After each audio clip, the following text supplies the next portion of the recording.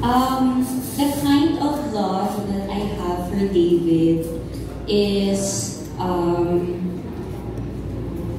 ano siya, hindi agad-agad. Pero nung na-reach na namin yung level of friendship na kailangan namin to make the partnership work,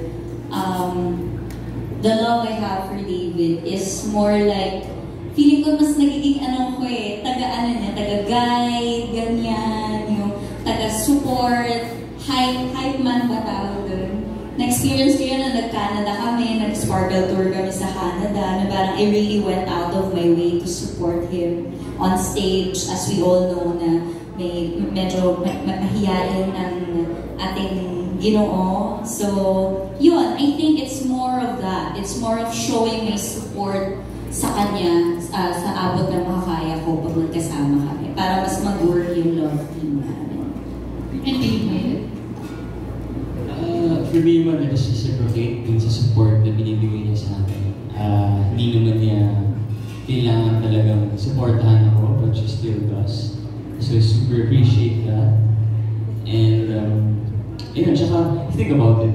Like, sabihin natin 20 years from now, like, my name is actually attached to Barbie's name. I search Barbie Fortes sa lalabas din yung Google.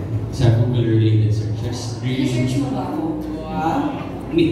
Secret! Secret din mo. Diba? So, yes, I really value Barbie as a friend and as a co-worker. Pero balikan ko lang, kasi nga, syempre, when there is support,